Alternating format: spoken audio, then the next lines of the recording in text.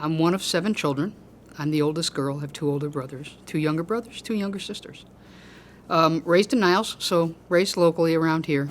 My mom died when we were young, so Dad raised us all. And standard stuff. Went to high school and got out of high school and went to college and discovered that I was not ready to go to college. And after the first trimester, I realized that I needed to be doing something else and couldn't see spending my entire life working in the housewares department over at JCPenney's, which is what I was doing part-time. So off comes this postcard from a recruiter right before Christmas saying, hey, if you're interested, come in and see me. And so I went in and saw him. And I checked out the different services, and Army was the one that would give me the best opportunity to do something other than just be a clerk typist, which isn't a just. It's an important job, but wasn't really what I wanted to do. Whereas originally the Army said, well, we're just starting to use females as military police. And why don't you go to the military police class? Because that was what I was interested in. And they were having the second military police class start up, and I was all set to go to that. And my recruiter came back and said, no, it didn't work out too good, so they're not really going to be holding the next class, but I've got this great job in intelligence that we can have you go into. And I said, well, what's that? He says, a signal analyst. I said, what's a signals analyst? He says, well, we receive signals and you analyze them, and that's about all I know about it. So I went in with it pretty much totally not knowing what I was getting into. But it sounded cool. It was kind of a neat thing to do.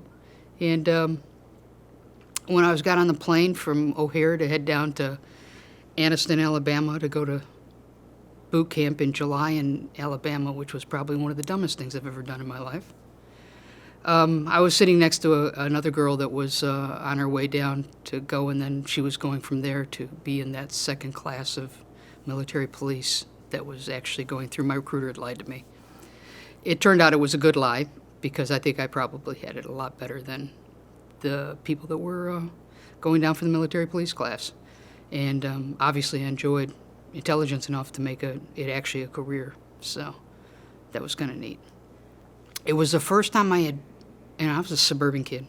It was the first time I'd ever been around a lot of people that all came from different backgrounds. It was from inner city kids to the ones that had just literally never worn shoes 7 days a week. They were Georgia farm kids, and they were a whole different experience. So it was, and all nationalities, all races. It was pretty fascinating, and I had never been away from home at all. So it was that part of it was an interesting experience. So I ended up at Fort Devens, Massachusetts. Now, mind you, I'm doing Massachusetts in the winter. I'm not very bright on my temperature things here, so I'm Massachusetts in the winter, going to a signal analyst class. Went to a school that was partially, the signal analysts were the big part of it, but they also had the Morse code interceptors, and they tried to convince me into being in the Morse code interceptors. And fortunately, I said no. I didn't think that sounded like a great idea. In the long run, that really was a good idea, because by the time I got out, there is no such thing as a Morse code interceptor anymore, whereas signals analysts were still being used. That was an interesting place to be, because the 10th Special Forces was also there. And I had never been around soldiers that had actually been in combat and done things like that. Now, mind you, I'm coming in at the end of the Vietnam War. It was 1973. So the war was still going on while I was, well, for the first 2 years that I was in, the war was still going on. The going in was interesting in more ways than one, because, of course, I had to travel between these locations going to them, and they always had us travel in uniform. And at that time, the military were not held in the regard that they are now. For that matter, you were considered pretty unintelligent to have joined the military, and several of my friends told me so. I would literally have people on airplanes insulting me for being in the military. And it was kind of an interesting experience. I remember getting into an argument with a guy about explaining to me about how overpaid the military was. And I seem to remember that my paycheck at the time was like $120. So, but maybe it was 210. Maybe I haven't turned around. But he telling me about it, how overpaid they were, and I pulled the nickel out of my pocket and put it down in his tray and said, "Well, there's your portion of it. Now leave me alone." So, so it was different with the experience of being in then and being in now. Totally, totally different. Fort McClellan was fun. I had done pretty good at boot camp. I ended up being the second highest person out of boot camp, so I had been promoted one grade coming out of boot camp. And then when I went to Fort McClellan, I was third in line in the class, and on the final test, the girl that was second in line froze and failed the test. And I ended up getting second in class and got promoted again, which was actually kind of cool for me because I was like way ahead of where I expected to be at that time. And got done with that, went down to a place called Vint Hill Farms in Virginia, which is right near Manassas, a little bit west of Manassas. It was an old plantation that they had turned into a radio farm. So they had a field, huge field, that had these big antenna towers on it, a round field, that stuck out in the middle of the horse country in Virginia. So beautiful, beautiful area. And you've got this big antenna array out in the middle of nowhere there. And I actually worked Vietnam from Virginia. They would have tapes of radio interceptions that they would have, and they would send them in to Virginia. Our people in Virginia would transcribe them, and then I would do the analysis on what they meant. And I was actually following the manifests of the trucks that were coming down the Ho Chi Minh Trail, and 6 wide coming down the Ho Chi Minh Trail. So it was like a constant flow. So no matter how much stuff we put into that country, the North Vietnamese and the Chinese were putting in more. So it was pretty obvious that we, in fact, were not going to win that war when I was there. So, and in fact, that wasn't when they closed it down. They didn't close it down until later. They closed down the operations at Fort Devens, or at Vint Hill Farms, and a request had gone out for anyone who wanted to take a language because they were short linguists. So I put in for Vietnamese, Chinese, and Japanese, and I got sent to language school to learn Czech and Slovak. That's the military. I didn't even know they had 2 languages in Czechoslovakia at the time. So I got sent out to Monterey, California, and that turned out to be a really good deal for me because I was now coming out to Monterey, California at an advanced rank from where my normal space would be. Going into a school with people that had less rank than me, and so they made me a barracks sergeant. So I don't know if you're familiar with I imagine you are, but familiar with the rankings of people. So you start out as an E1, and you can go up to an E9, and then officers are O1s up to O10s. So you start out as an E1, then I became an E2 coming out of basic, and E3 coming out of my MOS school out of Fort Devens. And by the time I'd gotten done with Vint Hill Farms, I was an E4. Almost everyone coming into the school was an E3. They were what we call push buttons. So they had college degrees and they were coming in for a language program, so they were automatically made E3s. Had no military experience, but were made E3s. So when I came in, the captain pulled me down. He's, I'm right, like the first week I got there, and I'm thinking, what did I do? I just got here. I couldn't have done something wrong already. And he said, are you a real E4? And I said, what's a real E4? He said, well, you were an E1, E2, E3, and now you're an E4. I said, yes. Yeah, I am. He said, okay, now we're going to make you into an E5. So they did what they call frocking, which is that even though I was being paid as an E4, they put E5 stripes on me and made me a sergeant. Now, I was doing an E7 job, so I'm an E4, wearing E5, doing a job of an E7. But I was a barracks sergeant, but that meant that I got a room to myself on the 3rd floor in a barracks in Monterey, California, overlooking Monterey Bay. It was incredible. You could see right across the Fort Ord on the other side in the airport, watching the planes coming in, listening to the seals squawking on the harbor down there. And And it was the first time in my entire life I'd ever had a room to myself. Prior to that, I'd always been sharing a room with one of my sisters, at least one of them, sometimes both of them. So it was kind of interesting going into that. And the language school turned out to be fascinating. It was taught by native speakers. And at that point in time, Czechoslovakia had been invaded by Russia in 1968. So a lot of the teachers, some of them had come much earlier after World War II, but some of the teachers had come when the Russians invaded, that they had emigrated out of Czechoslovakia and come to the United States.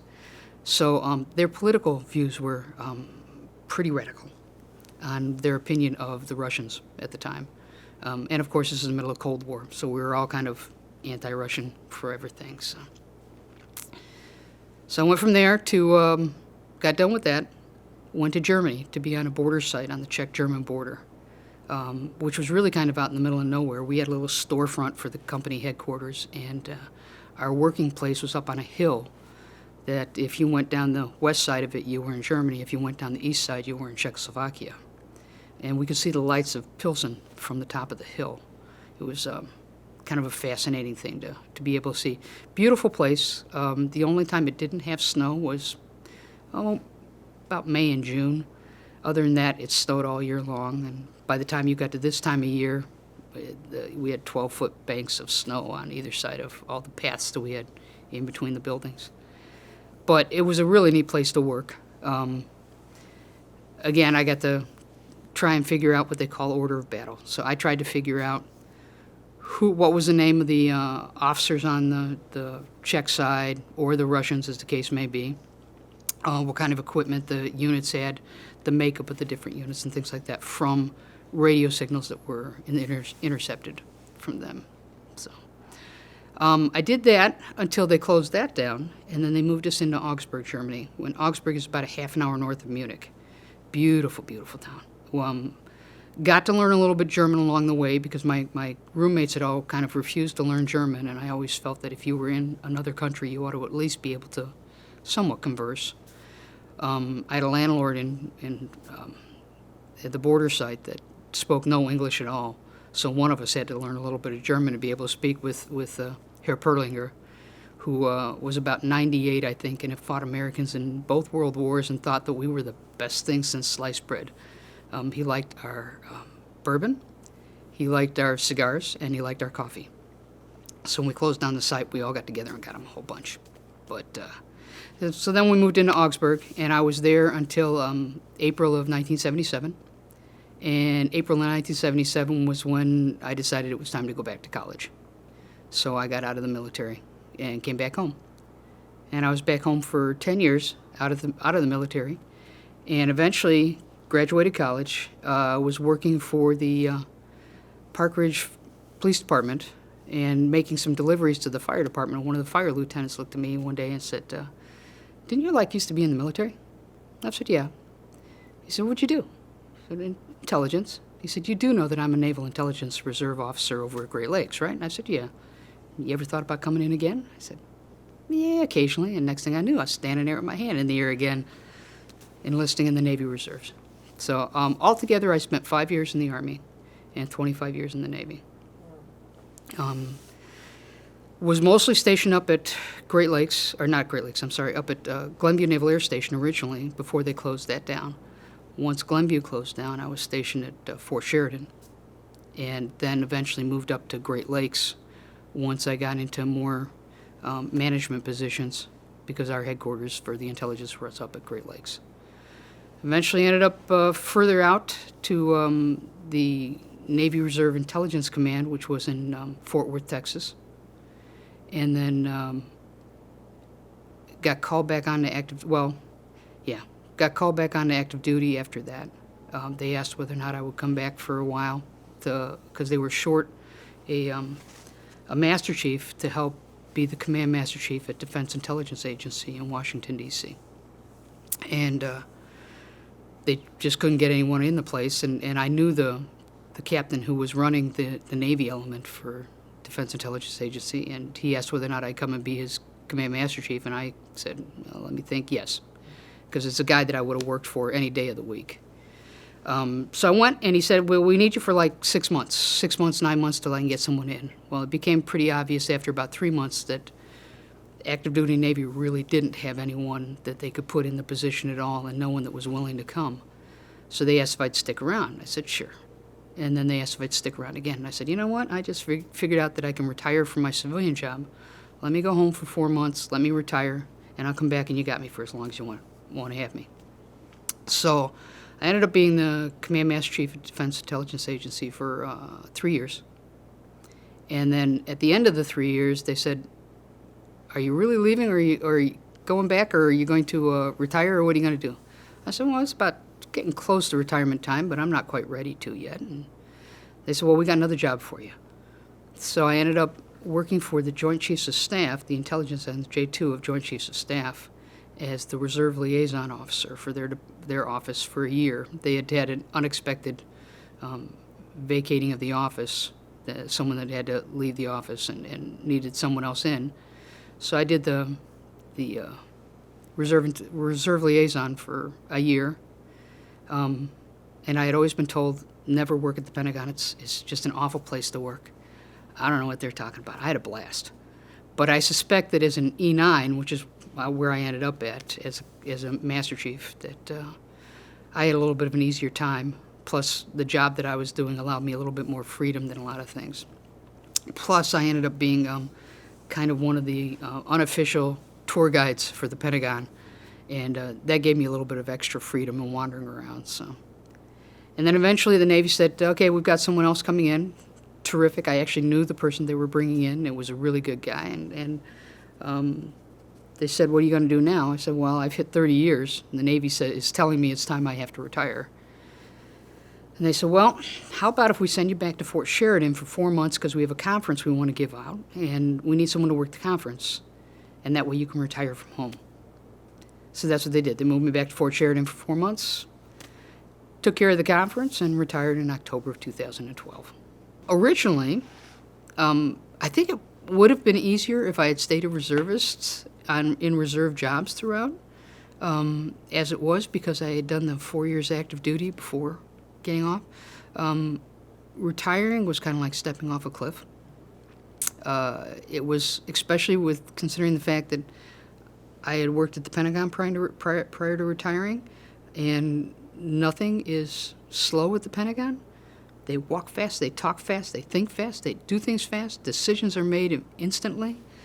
So I was going from 100 miles an hour to 0. And it took probably about 6 months for me to figure out what to do, how to keep myself occupied. And I ended up doing a lot of volunteer. What would I tell myself if I go back and look at myself? I would tell myself, you did the right thing. You absolutely did the right thing.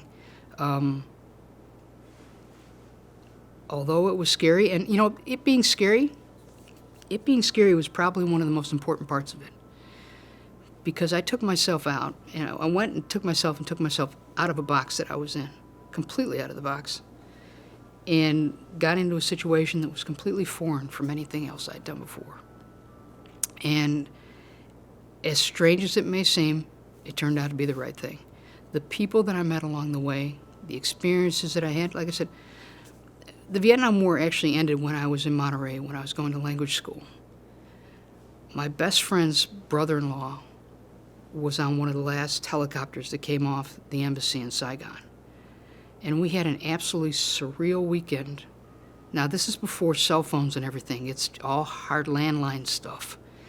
So we had to keep her sister, and the children, we had them up in San Francisco, waiting for notice on whether or not he had gotten out. And we had to keep them busy for the entire weekend. And it was just the totally strangest thing that I've probably gone through in my entire life. But when we got word that he was out, he was on the carrier, that he was okay, the joy that was felt then was just incredible. Especially having gone from a tremendous amount of fear straight to joy. I've had a good time, quite honestly, and I don't know that I would have had near as good a time. I know I wouldn't have if I hadn't gone in the military. the getting me out and getting me to different places and getting to meet the different people is what has made it so special. That I got to know several admirals that were fun to work with. All the people, in no matter what the ranks or what their experiences along the way, that a little part of them is now a little part of me, which is kind of fun. Had one or two saves where there have been people that had problems and was able to get into it, including one that we know for sure that he did not commit suicide because my chiefs cared enough and we knew enough that we needed to get a hold of him when something just didn't seem right. It didn't seem right. We went and got a hold of him, talked to him for a while, got him the help he needed. And he's still around. So I've got some of them. I've got a couple of them that worked underneath me, especially at the Pentagon, that still call me occasionally and let me know what's going on with their lives. We had started to get started on a project, and then it got called to a halt because someone else is going to handle it. But we had started getting up on a project on the Hello Girls from World War I, the switchboard operators, who ended up 60 years later being essentially the first soldiers when they were finally recognized as being in the military rather than being civilian employees of the Army. The incredible bravery and leadership shown by the World War I women, the yeomanettes, the World War II, they're all coming from an era, and even Korea, where women didn't go out in the world. They stayed home, and they did, the family thing. And here are these women just picking up and going over to different places, even if it was just within the United States. They're still picking up and going away from their families in situations that isn't what women did. They are the most incredible women. And they set the stage for the rest of us to come after them. I've gotten to meet a lot of them too, and it's just phenomenal. And they're so laid back about what they did. They don't blow their own horn or anything like that. They'll just tell you, well, this is what I needed to do, and that's it. And they're just absolutely phenomenal. Admittedly, majority of them didn't end up ever in a combat situation, where quite honestly now, I've got several of my female friends. I never did end up in combat. I kept volunteering to go overseas, and they kept telling me, oh, we got something else we want you to do. So, but they're just incredible on what they did with going away from their homes in order to serve the country. Incredible patriotism. Difference in between now and when I came in is incredibly different. One, there's a heck of a lot more opportunities than there is now, than there was back then, rather. The opportunities are great. Women can do almost anything. There are a few things that we're still trying to break the bounds on, but they pretty much can do almost anything. I think that there's a considerably less difference between male and female than there was when I came in. The big thing is the opportunities and the ability to do the leadership things. Doing the leadership things, when I came in, yes, I did get tossed into leadership things, but my leadership things were always within the female ranks. I was always running through a barracks sergeant thing. I wasn't a class leader. I wasn't a platoon leader other than for the females. I wasn't a section leader in my workspace or something like that. That was reserved for the guys. That really was not where the females went. And now, there is no difference, essentially. I like that. I like that a lot. In my job, at least, in intelligence at least, there really is not much of a difference between a male and a female, other than the obvious deal that you would get in any social situation. But it's pretty much everyone can handle everything, and that's kind of a neat thing. At the time, how unusual was it that a woman was selected to go into intelligence work? Was that because it required a degree? there was always some females in the intelligence. Because they were, like I said, they were the ones who had to have the have the high school degrees. And any of the linguists, in my case, almost all the linguists were coming on a program where they were college graduates. And when they came in the door, agreed to sign up for a language school, they were automatically given an E3 and sent out. So quite a few linguists were females. So we had probably more females percentage-wise than I think most units did. And generally with the work, there wasn't a huge difference in between. Although I will admit that the guys thought that it was cool to have us around because they figured that, oh, all girls can type. Now, intelligence, you're required to be able to type before you can even get into the job. So we all did know how to type, but the guys didn't mind at all tossing it our way and saying, here, type it. You know. One of the coolest things that happened to me was right towards the end of when I was up at Great Lakes and up for that last 4 months there. I was going through the Navy Exchange, which is the Navy store over at Great Lakes. And Great Lakes has got a lot of brand new sailors up there. Not only do they have the recruit training area, which we never get to intermingle with. They're all in their own little section of the world up at Great Lakes. But then they have training schools afterwards. They have, I think, like 19 training schools that train up at Great Lakes. So you end up with a lot of sailors up there that are coming from their recruit training, coming across the street for their first school to go to. And I was up in the exchange, walking through doing something in uniform, and I had 4 young ladies come up to me very timidly, and only one of them would speak. And she said, Master Chief, can we ask you a favor? And I said, sure, what is it? She says, can you talk to us for a little while? I said, why? She says, we've never seen a female Master Chief before. So I sat down, I probably spent an hour and a half with them, just talking to them about what they wanted to do in the Navy and how they were doing in their school and how their families were and things like that. But I got to do that a few times where I was in a position where I was the first one that had come in. I mean, I was the first female Master Chief at Defense Intelligence Agency. And that was kind of fun because when I got there, especially because I was a reservist, so I wasn't a full-time military. I was, what they call a weekend warrior, although once you get into the chief end on the Navy, you spend a lot more than just the weekends out there.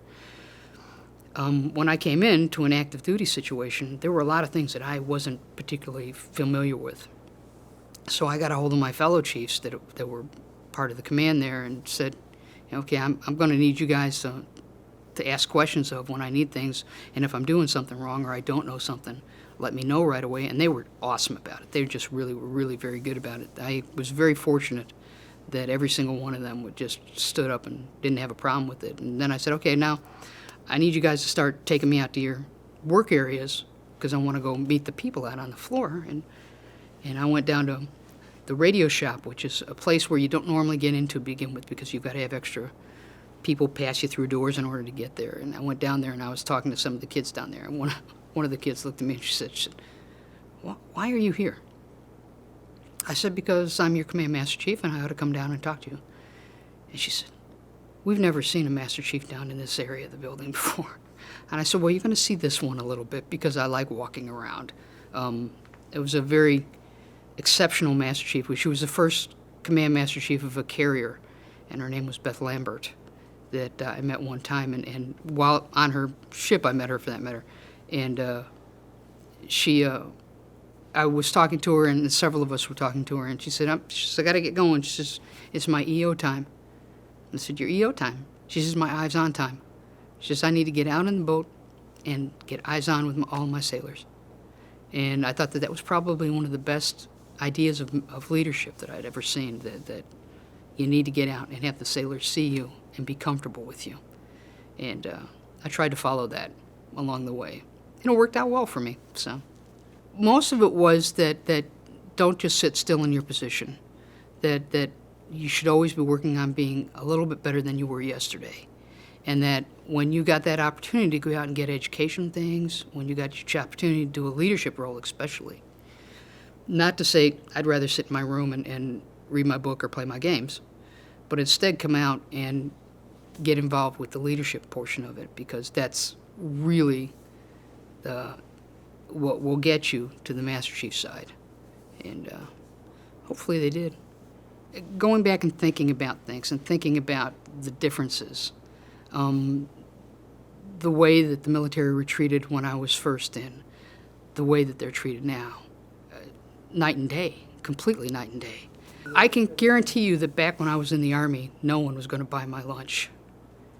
And I've had that happen where people have, the waitress will come up and say, the gentleman who just left, and they don't even stick around for you to say thank you. The gentleman who just left bought your meal. Don't worry about it.